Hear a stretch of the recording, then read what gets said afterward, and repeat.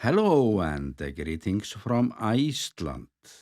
I'm starting this update with a flight to the famous lava spire Hraundrangi, which divides the valleys of Öxnadalur and Hörgárdalur in North Iceland.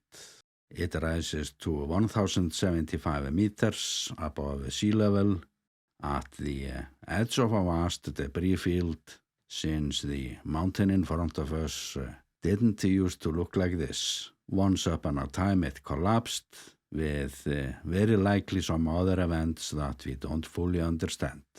And I decided to show you the complete trip up there now, since we are flying over some sort of a natural disaster, and I simply love capturing footage that raises questions.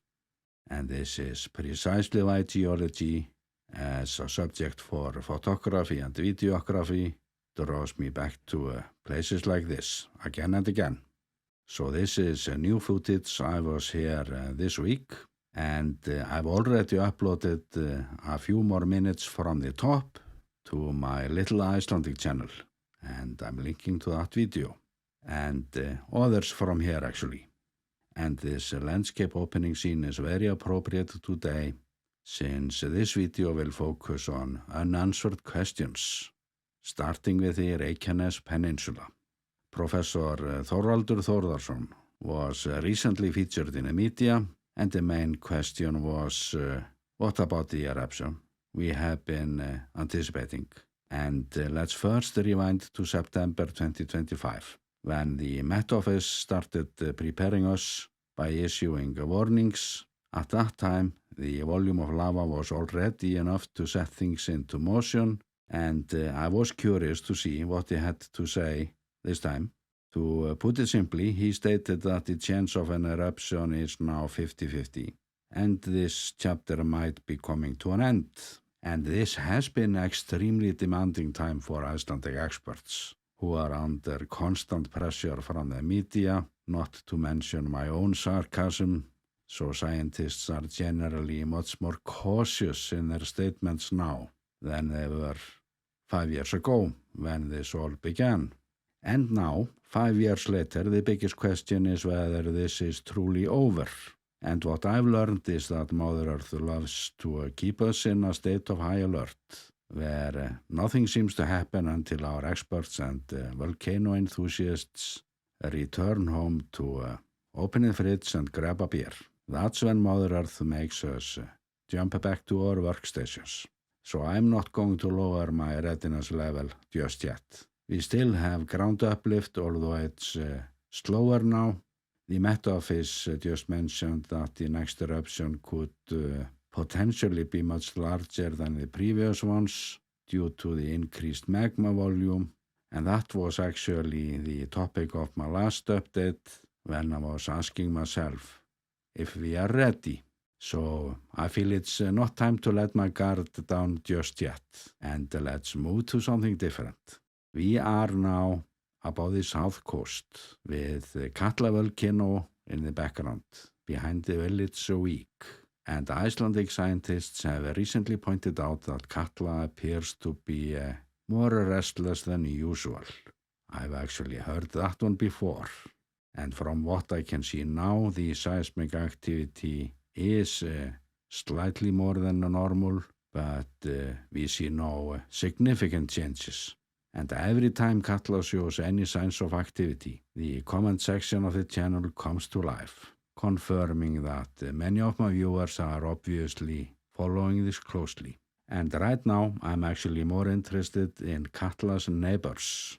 So let's look at the map.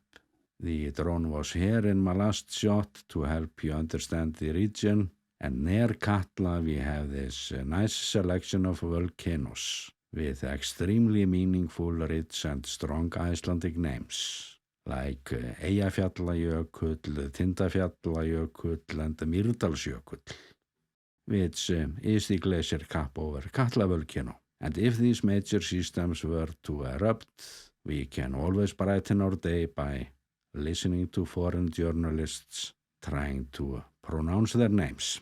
My main subject today, however, is the relatively easy to pronounce Torfajökull volcanic system, We recently experienced an earthquake swarm in that enormous caldera.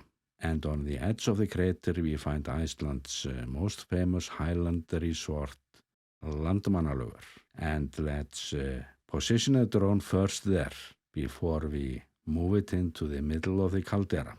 This wall of lava resulted from the last known eruption in the caldera. And the lava came up just a few kilometers away from where a magnitude 3.7 struck just days ago during an earthquake swarm there.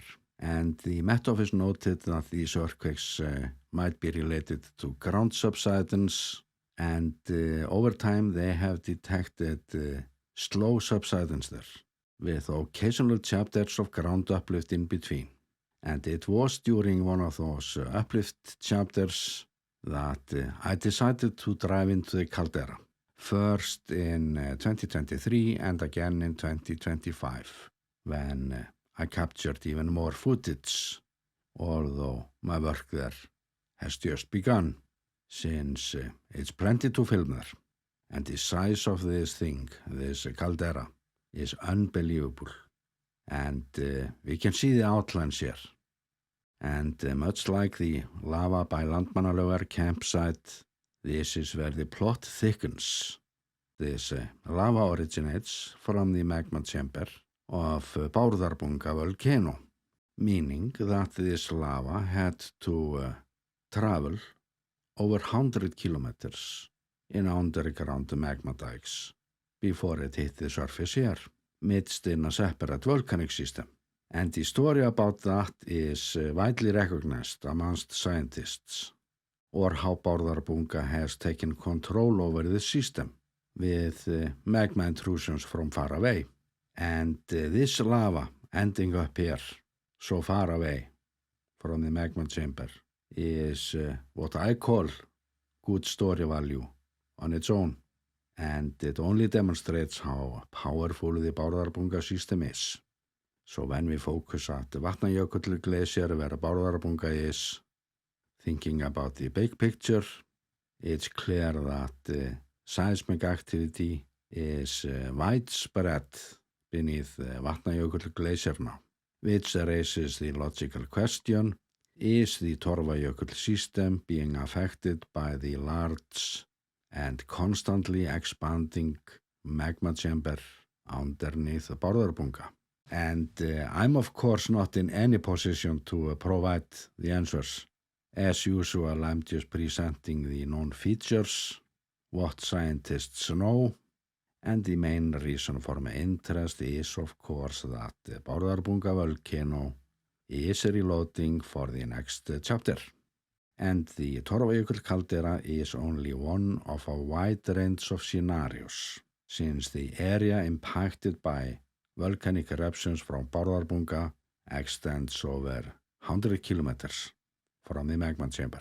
So these earthquakes in Torfajökull, they only provided me with questions, and I don't expect to get any answers soon. I am, however, going to recommend that you take a look at my Torfajökull videos. Many of them have a music only, since no words can describe this landscape. So I'm leaving links in the video description if you want more of this. And let's move on, since we have more unexpected events to cover today. The Met Office has implemented some changes that I don't fully understand.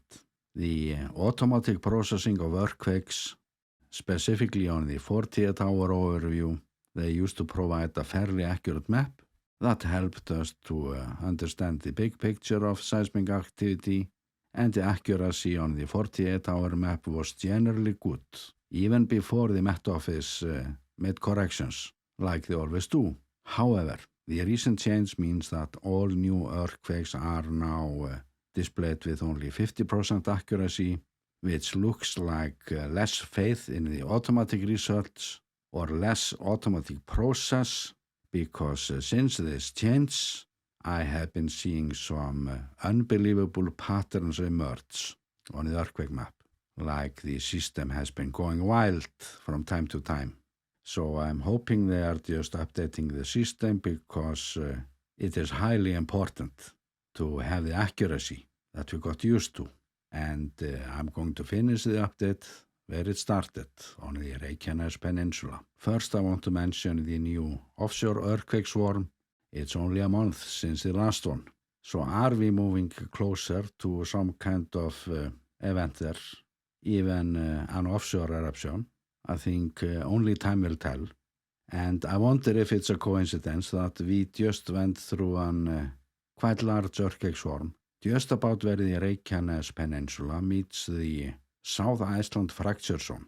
We have seen earthquakes there before, so this is not a highly unusual location. And when the media asked the Met Office, these are likely tectonic forces at work in this area. And the seismic activity in Iceland comes often in waves.